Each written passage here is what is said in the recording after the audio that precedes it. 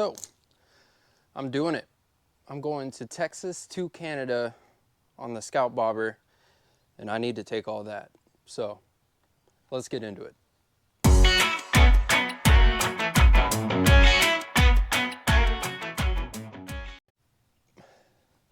So, to break down the trip a little bit, I'm going from Austin, Texas, all the way up to Canada, along the way going through New Mexico, Colorado, Wyoming, through Yellowstone, up to Montana, over to Coeur d'Alene, Idaho, where my uncle lives. I'm going to stop and hang with him a couple of days, then it's pop on over to Canada. To be honest with you, I've never done a trip over 4 hours, so I don't even know if I'm getting in over my head or not. I guess once I make this video, I'm kind of super committed. So I think I've planned everything out to a decent extent, and I don't really think it's going to be that bad. To minimize cost, I'm going to try to camp most of the way. Now, I am bringing all my camera gear and everything I need to film, so that is also going to be an added space that's taking up my capacity of what I could pack. As I go throughout this trip and I'm filming, at the end of each day, I plan on taking all the footage from that day,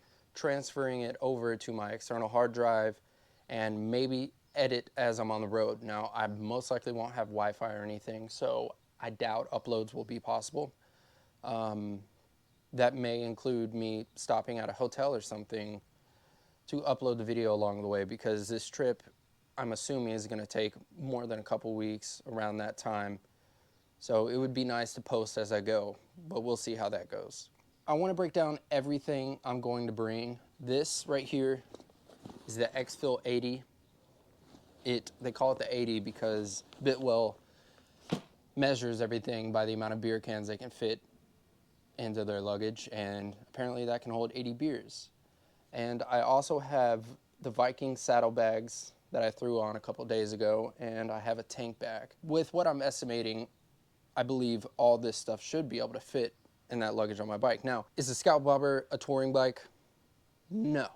I'm really doing the best I can with adding on the luggage in certain places that I can make this as accommodating as I possibly can.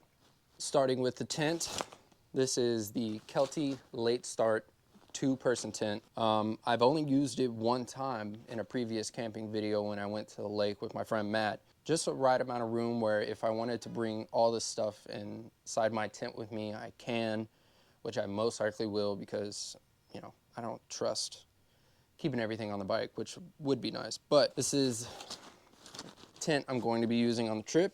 Let's get the big stuff out of the way. Another thing, with all this stuff, I don't need everything, but I want to eliminate as many problems that might arise. If they happen, I can get it taken care of. So, tire repair kit, just in case I get it flat, I can plug a hole. This is a camping chair I got off Amazon, 30 bucks. Seems pretty comfortable. This is most likely what I'm gonna sit and edit and stuff at night, chilling out on this thing. This is, I saw this from Professional Monkey on YouTube. I like watching him sit in his garage and talk shit. It's pretty good. But he said this Fantic air pump is really great. You just charge, this is another thing I'm gonna have to charge. Charge this up just in case I get a flat. I can pump up my tires after I plug them. This is my camera bag, case, whatever you want to call it. GoPro Max in there. I have a tripod, which is another external battery, batteries, cables. So this is something I'm going to have to bring that most people won't have to bring on a long trip. Laptop case, pretend my laptop's in here. I'm going to have to bring that. My tool roll from Cruise Tools. Now this thing is amazing. It's specifically made for Indian motorcycles, mine. They make them for Harleys and blah, blah, blah. I've used this in the past in my videos. This is amazing. Probably a must-have if you're taking a long trip. All right, and right here is extra cables, clips for GoPro mounts, you know, just in case anything goes wrong with anything I film with, breaks. This is a safety bag for that, essentially. This other these are GoPro cases, by the way, that I got with my GoPros. They're really handy, and like this right here, it's holding my drone. The beautiful thing about this drone is it's so small and compact. It fits straight in here. Extra batteries, extra propellers, pop right in there. And it's a hard case too, so I don't have to worry about my drone getting crushed or anything. Hard problem is this is the remote control for the drone. I don't know where this is gonna go. It's probably gonna go in my tank bag. I have a mount on my handlebars where I can mount this so when I'm riding I can fly it. I've also used that in previous videos. That's gonna come in handy. More stuff you wouldn't have to bring if you weren't filming everything like I am, but this is a small microfiber towel. Something you don't really need. I have a plan to shower on this trip, so even though I'm camping, I'm gonna do my best not to get extremely disgusting on the road. This is a tarp for my tent, my footprint or whatever they call it. Bringing that. Now most of this stuff I got off Amazon or like a outdoor store, REI, Bass Pro Shop, Cabela's, something like that. This right here is a pillow. This thing was a lifesaver last time I went camping. Small, inflatable, works great. This is my sleeping pad. It's good, not great, but I mean, it gets the job done. And this I most likely won't use that much because, you know, cooking and stuff on the, mainly right now I have it packed full of coffee. That's kind of the only thing I'm planning on in the morning is making hot coffee, you know. I got my jet fuel in there. So basically just on the trip, waking up in the morning, you know, heating up some water, pouring some coffee on my camping trips. This right here is my mug.